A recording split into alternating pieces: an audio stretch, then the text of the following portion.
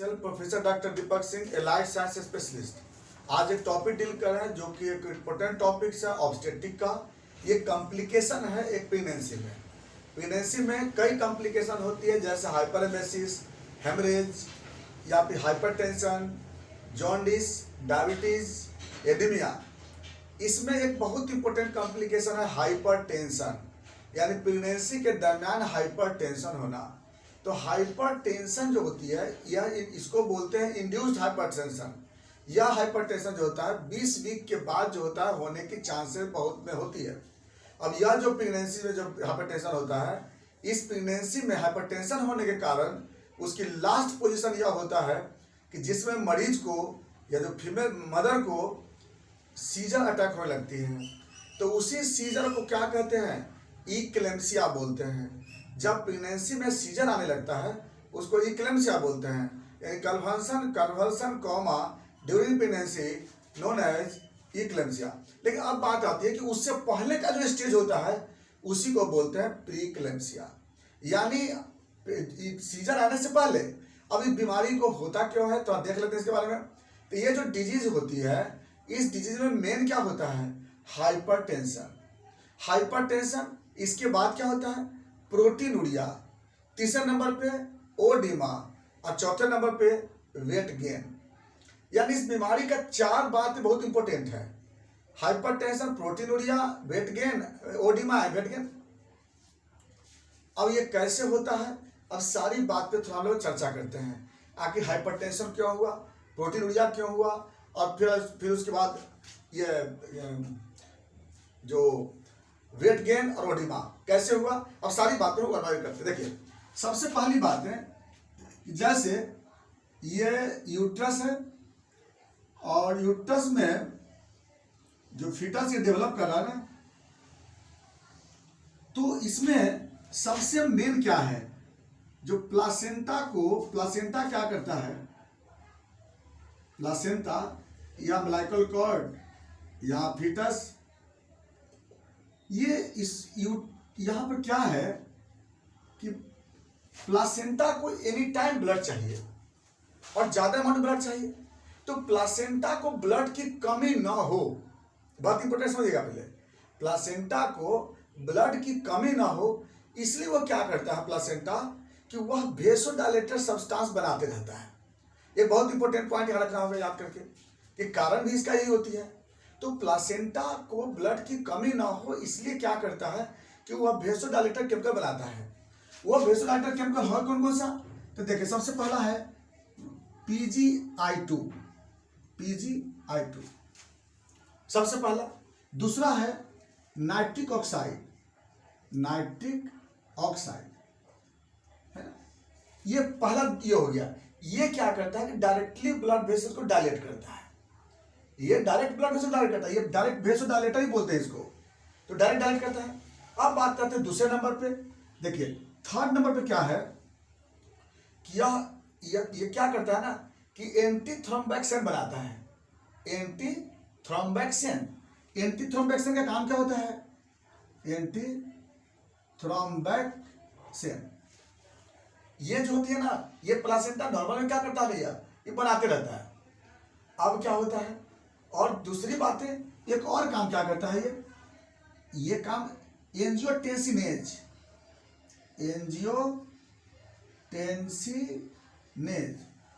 अब क्या होता है? देखिए, ये दोनों काम किया, वेसोडाइलेटर काम करता है। ये जो होता है ये बनता है, क्या करता है? थ्रोम्बोक्सिन को रोकता है कि जब वहां से कुछ ब्लड वेसल कंस्ट्रिक्ट ना हो। और ये जो होता है एंजियोटेंसिनेज, यह एंजियोटेंसिन को डिस्ट्रॉय करता है। क्योंकि एंजियोटेंसिन क्या है? एक प्रोटीन है। वो एंजियोटेंसिन क्या करता है ना कि ब्लड वेसल को कंस्ट्रिक्ट करता है, बीपी को बढ़ाता है। तो एंजियोटेंसिनेज क्या करता है ना, एंजियोटेंसिन को डिस्ट्रॉय करता है। चलिए, ये काम करता है प्लासेंटा। इसको मालूम है कि हमको ब्लड की कमी हो सकती है, लेकिन ये तो हो गया नॉर्मल बात है। लेकिन और दिक्कत क्या आता है, किसी कारणवश क्या होता है कि PgI2 कमी हो गई, इसकी नाइट्रिक ऑक्साइड इसकी कमी हो गई, एंटी थ्रोम्बोक्सिन इसकी कमी हो गई। जो यहाँ पर जो बनना चाहिए था एंजियोटेंसिनेज, ये नहीं बन पा रहा है। अब क्या होगा, एक और काम गड़बड़ क्या होगी कि इंडोथेलिन का सिंथेसिस बढ़ने लगता है बॉडी में, इंडोथेलिन होने लगा, बढ़ने लगा। अब इसके कारण क्या होता है कि वेसोस्पाज्म होने लगता है।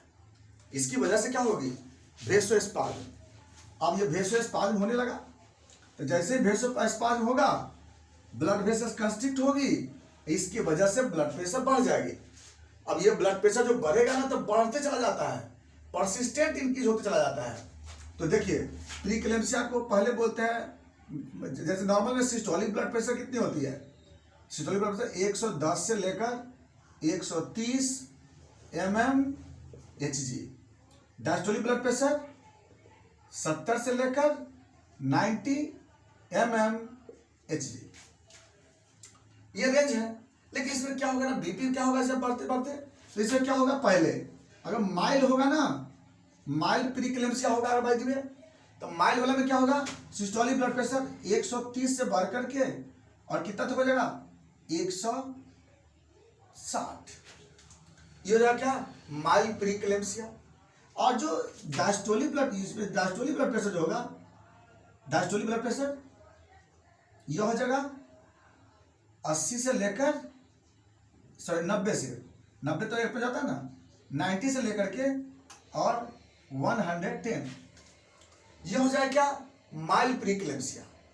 अब क्या होता है, दूसरा होता है सीवियर प्रीक्लेम्सिया में क्या होता है, सीवियर में कि जो ब्लड प्रेशर है वह सिस्टोलिक ब्लड प्रेशर 160 से लेकर 180 हो जाता है, और डायस्टोलिक ब्लड प्रेशर 110 से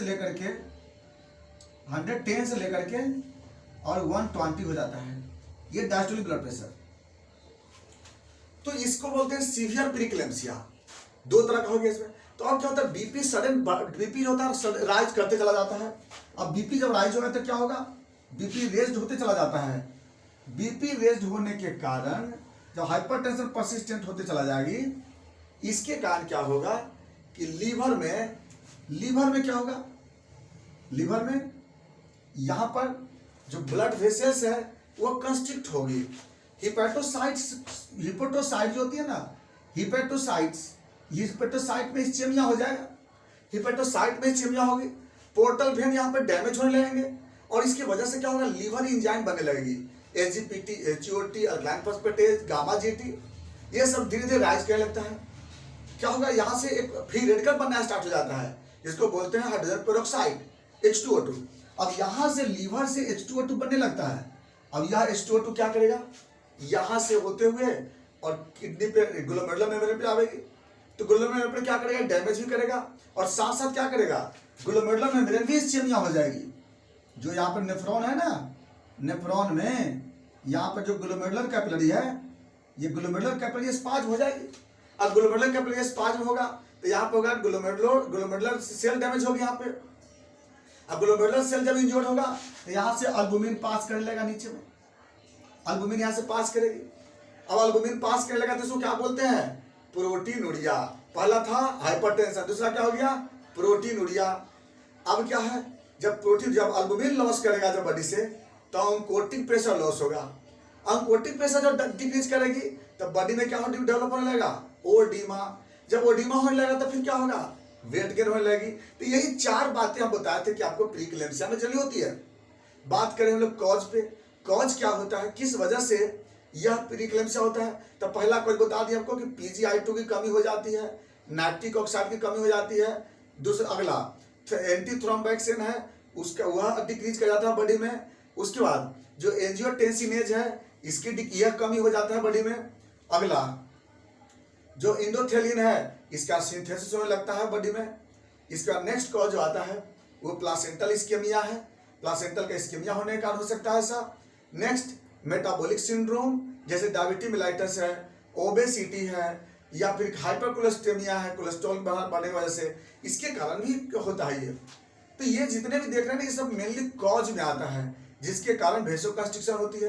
अब कुछ आते हैं फैक्टर में, किस वजह से आ सकता है ये। देखिए, पहले कि प्रीवियस हिस्ट्री में इसका प्रीक्लेम्सिया हो, दूसरा माने पहले से प्रीक्लेम्सिया हो, दूसरा प्राइमरी ग्रेविडा है, तीसरा एज जो है, मदर का एज कम एज है, मान ली 18 वर्ष से कम होगा तब प्रीक्लेम्सिया होने की चांस होगी। तीसरा अगला एडवांस एज के कारण हो सकता है, उसमें हो सकता है। अगला स्ट्रेसफुल लाइफ, प्रेगनेंसी के समय अगर स्ट्रेस आ रही है तब ऐसा हो सकता है। इसके बाद स्मोकिंग हो भी आ सकता है इसमें। इसके बाद ओबेसिटी का फैक्टर भी आता है, एटियोलॉजी आपका एटियोलॉजी भी आता है, दोनों चीज आता है इसमें। फैमिली हिस्ट्री, फैमिली जो हाइपरटेंसिव फैमिली है, या फिर प्रेगनेंसी के समय साल्ट इंटेक किया जा रहा हो, इंटेक ज्यादा करता है, या फिर प्लासेंटोसिस हो, प्लासेंटा स्क्लेरोसिस हो रही है, तो उस केस में ही क्या होता है ना, जो प्लासेंटा है वह क्या होता है इसमें इंजोर्ड होती है और रियल जो सब्सटेंस बनना चाहिए नहीं बन पाता उसमें, प्लासेंटल इस्केमिया के कारण, या फिर एनीमिया होने के कारण से, प्लासेंटा इंजोर्ड होने के कारण से, प्लासेंटा टॉक्सिसिटी के कारण। तो जितने भी कारण देख रहे हैं सब कारण होते हैं, फैक्टर होता है। तो ये प्रीक्लेम्सिया होने का रीजन होता है ये। नेक्स्ट आते हैं फिर सिम्टम पे। अगर प्रीक्लेम्सिया होगा तो क्या क्या सिम्टम आएगी। देखिए सबसे पहला तो ब्लड प्रेशर इंक्रीज करेगा, यूरिन से प्रोटीन लॉस करेगा। अच्छा, ब्लड प्रेशर इंक्रीज करेगा क्या होगा, पाल्पिटेशन होगा, यहाँ पे हार्ट की तरफ क्या होगा, एक चुभन जैसा होगा, एक भारीपन होती है। नेक्स्ट सिम्टम क्या होगा इसमें, यूरिन से प्रोटीन पास करेगा, यूरिन का कलर जो होता है कैसा हो जाएगा, हेजीनेस हो जाएगी कलर इसका यूरिन का, तो जिसको प्रोटीनिया बोलते हैं। इसके बाद जब देखेंगे तो उसको शॉर्ट ब्रीदिंग होगी, है ना, शॉर्टनेस ब्रीदिंग, रेस्टलेसनेस पेशेंट को होगा। उसके बाद ब्लड विजन होगी, इसका जो क्या बोलते हैं जो वर्टिगो सिम्टम आएगी इसमें। इसके बाद जब इस वेट गेन ज्यादा होगा तो क्या होगी, हैवीनेस होगी, वीकनेस होगा। तो ये सब जो होता है ना, अच्छा इसमें जो वेट गेन जो होता है ना, 1 महीने में 3 किलो से ज्यादा वेट गेन होता है, बॉडी वेट बढ़ता है इसमें। बॉडी में बोगी स्वेलिंग हो जाती है, पूरा बॉडी जो मुट्ठी होता है ना बंद नहीं होता है, इतना बॉडी स्वेल करने लगता है, पूरा सो के उठते हैं, पूरा बॉडी फेज होता है, पफनेस हो जाता है इसमें। एक कोर्स उम्र का लेवल बढ़ जाता है, इसके कारण ग्लाउकोमा जैसा सिम्टम आ जाता है। नेक्स्ट आते हैं फिर अगर फीटस में कुछ आ सकता है तो फीटस में देखिए फीटस में डिस्ट्रेस आ सकता है। अब बात चलते हैं कॉम्प्लिकेशन की तरफ। क्या कॉम्प्लिकेशन हो सकता है प्रीक्लेम्सिया में, कॉम्प्लिकेशन क्या मिलेगा। जैसे देखिए सबसे पहला कि मदर का तो वेट गेन हो ही रहा है, हाइपरटेंशन हो ही रहा है, ये इक्लेम्सिया में चेंज कर जाएगा। यानी यही जो हाइपरटेंशन है परसिस्टेंट बढ़ने के कारण सीजर आना स्टार्ट हो जाता है, क्योंकि सेरेब्रल इस्केमिया भी होने लगता है और सेरेब्रल इफ्यूजन भी होने लगती है। तो इसके कारण क्या होता है कि जो पेशेंट है उसमें अगला सिम्टम आपके सीजर पे आने लगता है। नेक्स्ट इसमें क्या होता है, मदर का वेट गेन हो रही है, इसके बाद किडनी फेल हो सकता है, उसके बाद लीवर फेलियर हो सकता है, हेल्प सिंड्रोम होता है। हेल्प सिंड्रोम का मतलब होता है, हेल्प सिंड्रोम मतलब HELLP, हेल्प का मतलब होता है हीमोलाइसिस। हीमोलाइसिस क्या होता है, हाइड्रोजन पेरोक्साइड के कारण। उसका मतलब elevated liver enzyme SGPT SGOT से बढ़ जाता है उसमें। उसका लो प्लेटलेट काउंट, क्योंकि जो ब्लड लॉस होने का क्या होता है, प्लेटलेट काउंट इसमें लॉस करता है। तो ये आपको सिम्टम कॉम्प्लिकेशन होता है। अब आता है बात चिल्ड्रन का, जो फीटस का कॉम्प्लिकेशन क्या होगी, IUGR, फीटस का ग्रोथ प्रॉपर नहीं होगा, ग्रोथ रिटार्ड होगा, उसका बॉडी स्वेल कर जाएगा, फीटस का वेट बढ़ जाएगी, प्री टर्म बेबी होगा, है ना, उसका समय से पहले हो जाएगा, प्री मैच्योर मेम्ब्रेन रप्चर, यानी प्लासेंटा पहले रप्चर कर जाएगा। तो ये जो कंडीशन आता है, या फिर APH हो सकता है, उसको PPH हो सकता है, पोस्टपार्टम हेमरेज, या फिर डिफिकल्ट डिलीवरी के साथ प्रॉब्लम हो सकता है, डिस्टोसिया हो सकता है, एस्फाइक्सिया नियोनेटोरा हो सकता है, या सेरेब्रल पैल्सी हो सकता है जन्म के बाद, या जन्म के बाद नियोनेटल जॉन्डिस हो सकता है। तो ऐसे बहुत सारे कॉम्प्लिकेशन जो होता है ना, मदर और चाइल्ड दोनों में हो सकता है। अब बात करते हैं इसका इन्वेस्टिगेशन। पता कैसे लगाएंगे प्रीक्लेम्सिया को। इसके पता लगाने का सबसे पहला है ब्लड प्रेशर का जांच। पहले वाला BP की जांच करते हैं, BP क्या रहेगा, बढ़ा हुआ रहेगा। RE ऑफ यूरिन, जब रूटीन हमेशा यूरिन कराएंगे तो उसमें क्या होगा, प्रोटीन यूरिया मिलेगा। उसमें क्या रिपोर्ट में आ सकता है, प्रोटीन के सामने ट्रेस, अगर ट्रेस लिखा रहेगा इसका मतलब क्या हो रहा है, 0.1 ग्राम परसेंटेज यूरिन से पास करा है। अगर परसेंट के बाद 1+ लिखा रहेगा इसका मतलब क्या, 0.5 ग्राम परसेंट यूरिन से ग्लूकोज प्रोटीन पास कर रहा है। अगर बाय द 2+ लिखा रहेगा इसका मतलब क्या हो रहा है, 1 ग्राम परसेंट जो होता है ना वो क्या पास कर रहा है, प्रोटीन पास कर रहा है। अगर 3+ लिखा रहेगा बाय द वे इसका मतलब 3 ग्राम परसेंटेज पास कर रहा है। 4+ है इसका मतलब 5 ग्राम परसेंटेज प्रोटीन पास कर रहा है। यह भी जांच करके देख लेते हैं।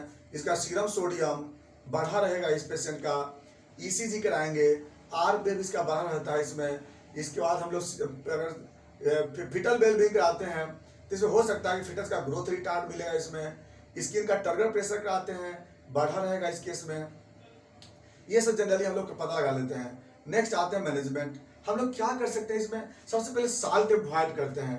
साल्ट जो है ना प्रॉपर देते नहीं है पेशेंट को, साल्ट अवॉइड करते हैं, क्योंकि साल्ट देंगे तो और बढ़ सकता है। बेड रेस्ट जो होता है प्रॉपरली हम लोग हिसाब से बेड रेस्ट देंगे, ज़्यादा देंगे तो भी वेट गेन हो सकता है। इसके बाद एंटी हाइपरटेंसिव ड्रग्स दे सकते हैं, स्ट्रेसलेस रहने के लिए मरीज को बोलते हैं। उसका फैट फ्री डाइट देते हैं। ये सब जो होता है ना कुछ मैनेजमेंट जो होता है हम लोग मरीज को करते हैं। ये सब बहुत इंपॉर्टेंट मैनेजमेंट होता है, ये मैनेजमेंट करते हैं। और प्लस मॉनिटरिंग पे रखते हैं, कहीं ऐसा ना हो कि फिटस का ग्रोथ रिटार्ड हो रही हो, फिटस पे इफेक्ट हो रही हो। तो ये सब मैनेजमेंट बहुत इंपॉर्टेंट है। इसके बाद अगर हम लोग डायरेटिक ड्रग्स दे सकते हैं, प्रोटीन डाइट दे सकते हैं, प्रोटीन डाइट, लीवर का हम लोग मेडिसिन दे सकते हैं, लीवर का टॉनिक दे सकते हैं। ये सब जो होता है हम लोग मेडिसिन करते हैं। ये सब आपका मेडिसिन था। और प्लस अलग से होम्योपैथी मेडिसिन अगर देना चाहते हैं तो मरीज को देख करके हम लोग एपिसमेल देते हैं। इसके बाद ग्लूनाइन चलाते हैं, पैसिफ्लोरा देते हैं, रॉल्फिया देते हैं। ये सब मेडिसिन जो होता है बहुत अच्छा हेल्प करता है प्री क्लेम्सिया में। बाकी बातें चलेंगी फिर नेक्स्ट वीडियो में। Thanks for watching.